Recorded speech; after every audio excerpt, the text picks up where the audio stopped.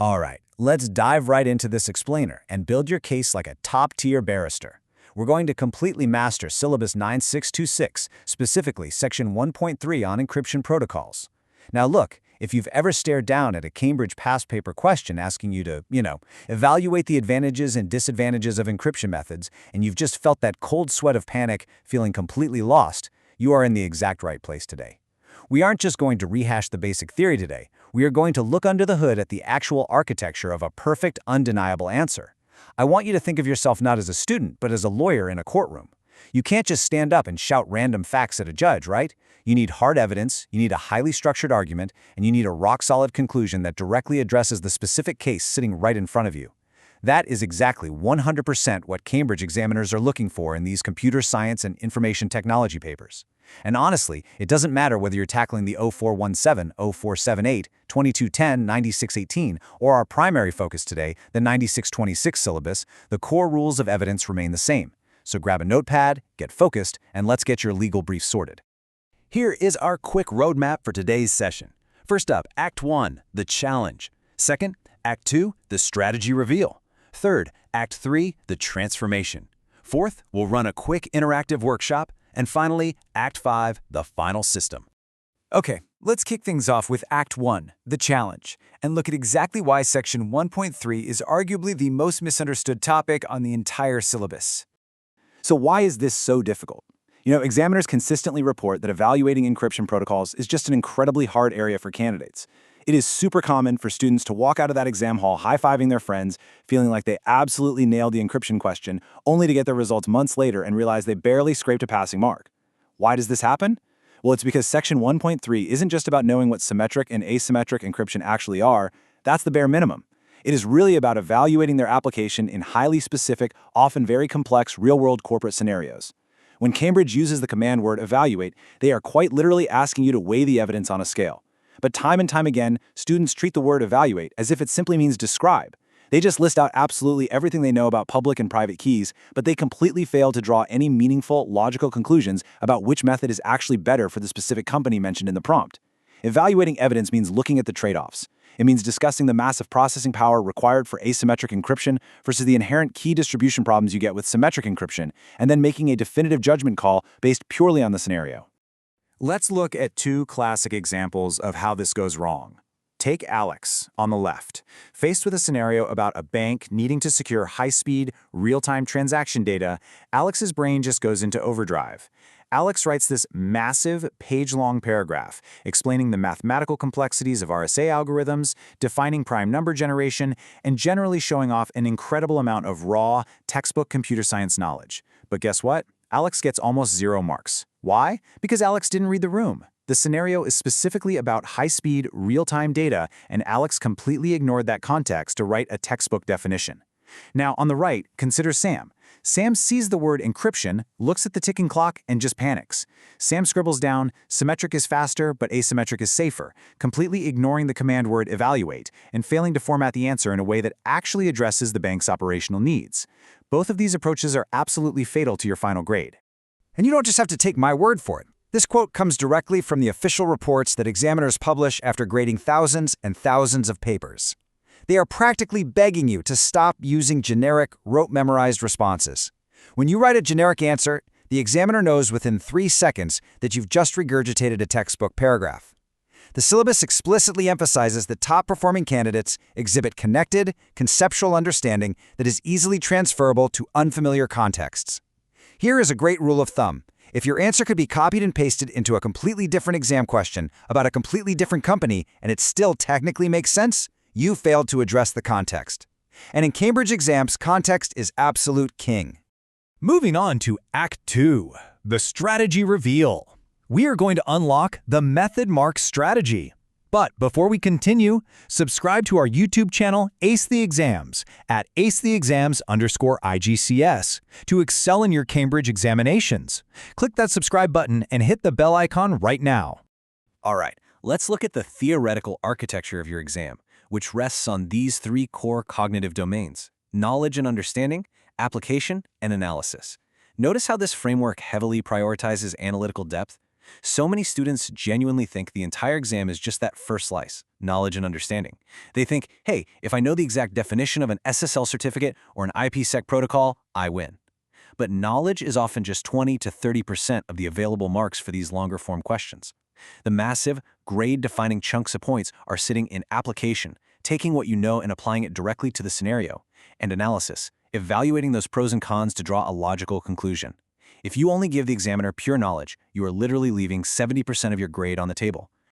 So, the absolutely crucial point here is that you must focus your energy on the method mark strategy. You have to prove to the examiner exactly how you are evaluating the encryption protocols. Think about it like a high-level mathematics paper. In math, you get marks for showing you're working, right? Even if you make a silly calculation error at the very end, you still get points for the process. The exact same principle applies in advanced computer science and IT papers.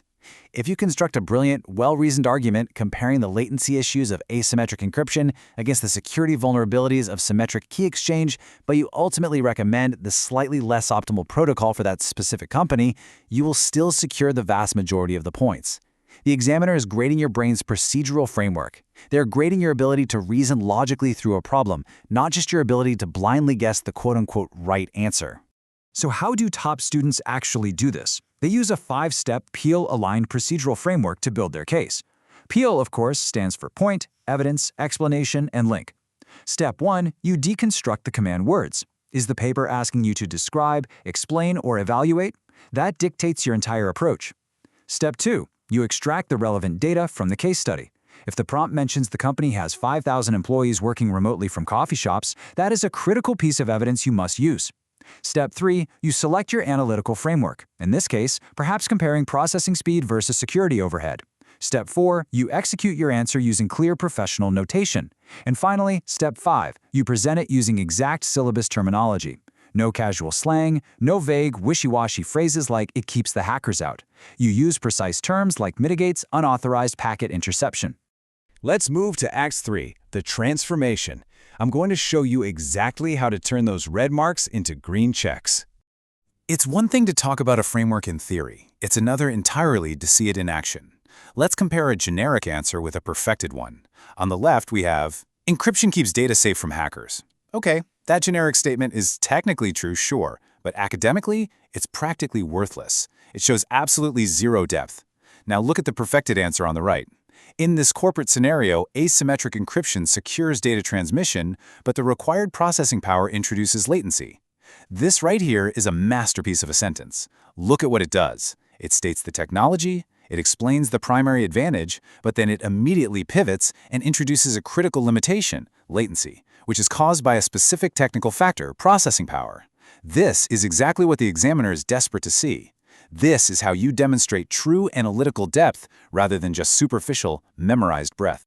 Another huge secret? Making cross-topic connections. Principal examiner reports continually highlight that candidates who reference cross-topic connections and use proper comparative connectives achieve significantly higher marks. What does this actually mean for you in practice? It means that when you are evaluating encryption protocols in Section 1.3, you shouldn't be afraid to pull in knowledge from Section 1.4 on network security or even your knowledge on hardware requirements. For example, if a company is using older legacy hardware, you can make a brilliant cross-topic connection by stating that the heavy computational requirements of asymmetric encryption might severely bottleneck their existing network infrastructure. You also must use comparative connectives, professional words like whereas, conversely, or furthermore. Don't just list similarities, explicitly and clearly identify the differences. Question the assumptions in the prompt. Are they assuming their staff won't just lose the decryption keys? Bringing in these different critical perspectives is exactly what elevates your answer from a standard B to an A star. Stop scrolling. Subscribe to our YouTube channel, Ace the Exams, at acetheexams_IGCSE to excel in your Cambridge examinations.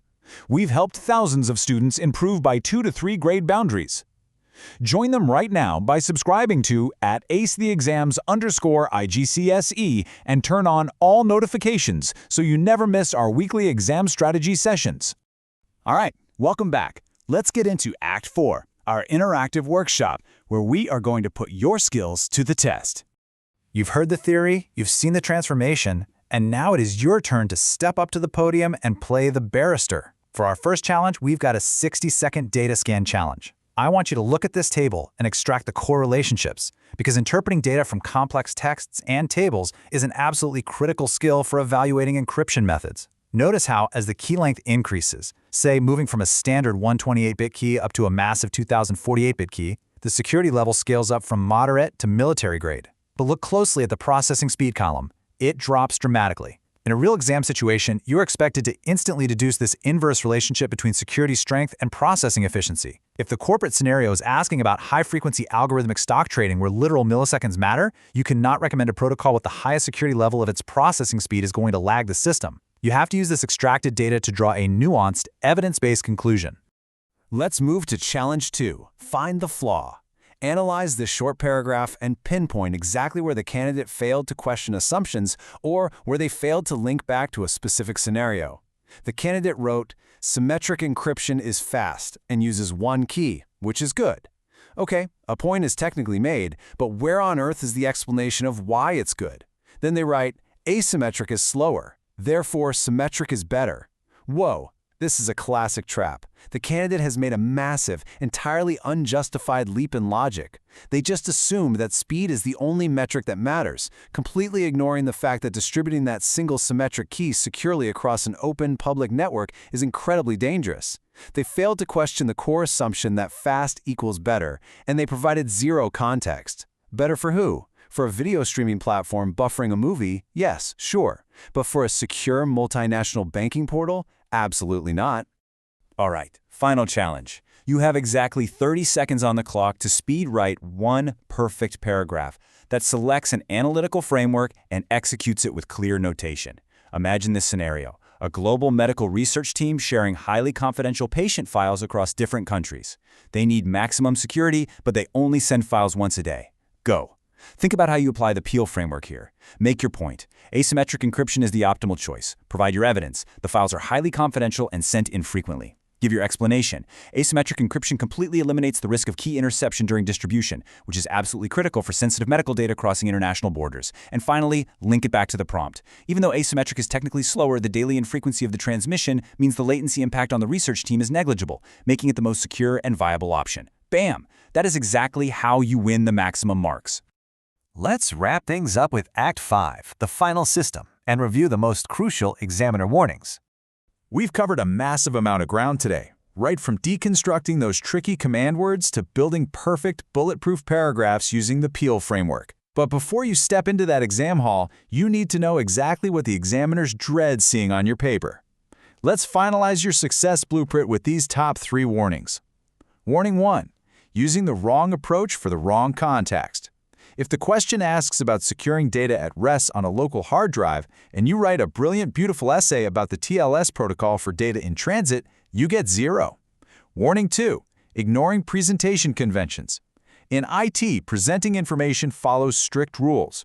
If the question asks for a comparative report, use proper headings and use correct terminology. Never ever say scrambled data when you actually mean ciphertext.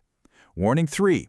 We have hammered this home today, but providing answers that are not specific to the context given is the ultimate sin. Every single point you make must tie back to the specific company, user, or scenario provided in the prompt. Students who implement these computer science strategies see an average improvement of 2 grade boundaries, but only if they practice consistently with our weekly videos. So your absolute golden rule to take away today: always link every single point back to the given scenario. You are the barrister and the examiner is sitting there waiting for your undeniable evidence-based conclusion. Here's your final reminder. Subscribe to our YouTube channel, Ace the Exams, at Ace the Exams IGCS to excel in your Cambridge examinations. Subscribe right now to at Ace the Exams IGCS and click that bell. Don't let another exam pass you by. Drop a comment below with your target grade for computer science and the biggest challenge you're facing. Our team responds to every comment. Like and share this video with a study partner. Ace the Exams. Your Cambridge success starts here. The evidence is in your hands, so how are you going to build your next case?